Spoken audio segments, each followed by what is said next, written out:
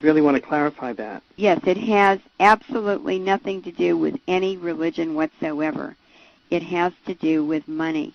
It's an economic, malevolent, global... So when you're using the term international Jew here, because I just want to be very, very clear about this, because of the laws here in Canada regarding hate speech, that you're using that as a term of art to refer to Zionists.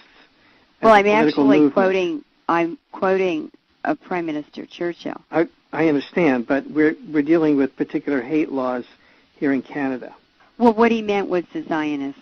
Yes, okay, but I just really want to clarify that for the benefit of the Canadian law.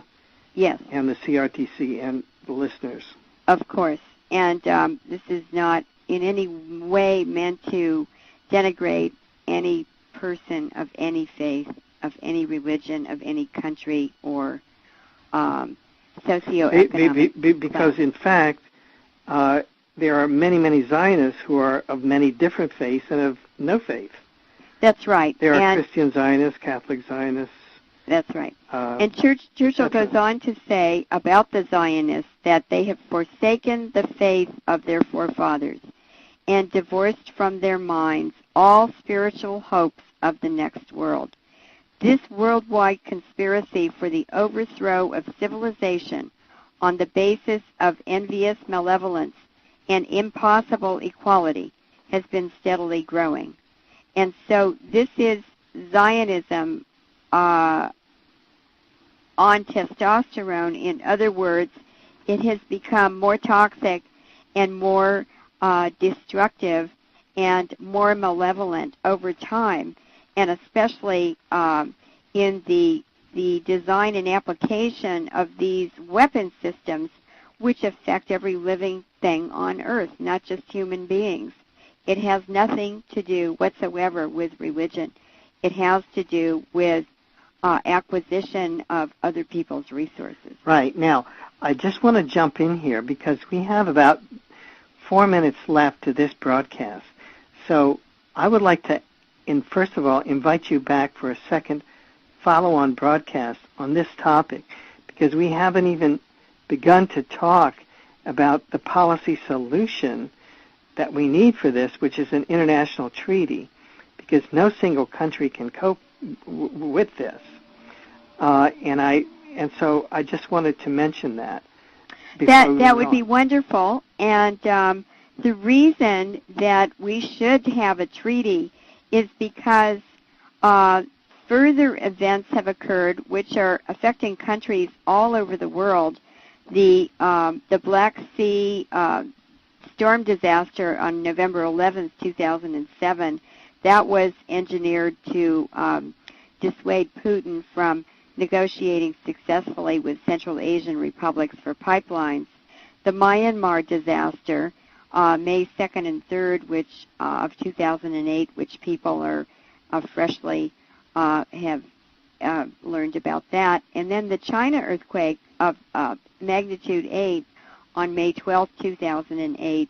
And these, it's extremely important to have a treaty now banning this weapon system because it's killing millions of people.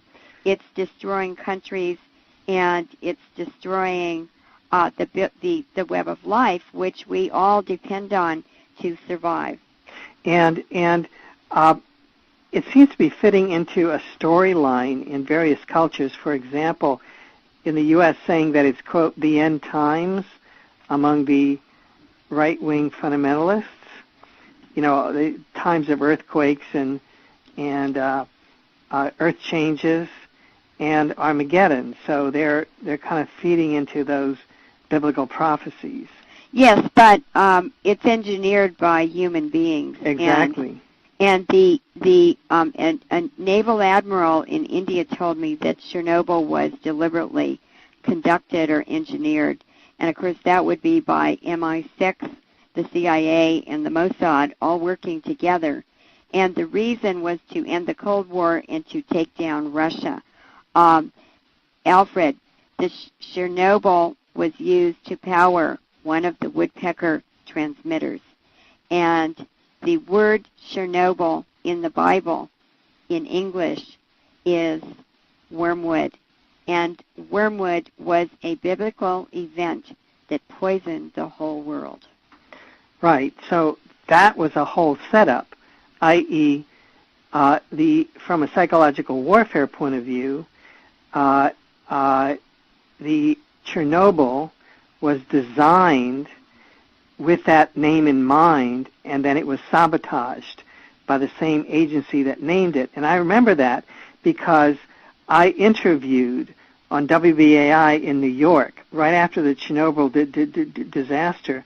I interviewed the senior New York Times editor and reporter that went to Chernobyl and reported on the disaster and reported the parallels between the book of Revelation and the Chernobyl disaster, trying to say, oh, this proves that it's a biblical prophecy. But no, that's all psychological warfare on the people of the earth, because it's the same underlying Zionist military intelligence that builds and names these nuclear power plants and then blows them up and names them with names that cue into Christian prophecies and other in the book of Christian and other prophecies in the book of Revelation and other places. We've come to the end of this. It's been a great pleasure, and we would like to formally invite you back for a continuation of this so that we can get into some of the solutions.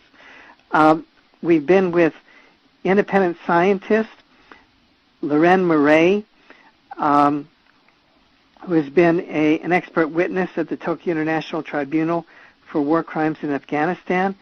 This is Vancouver Co-op Radio, CFRO, 102.7 FM, www.coopradio.org. This is the Monday Brown Bagger. I'm Alfred Weber. May you have a wonderful and miracle-filled day. Thank you.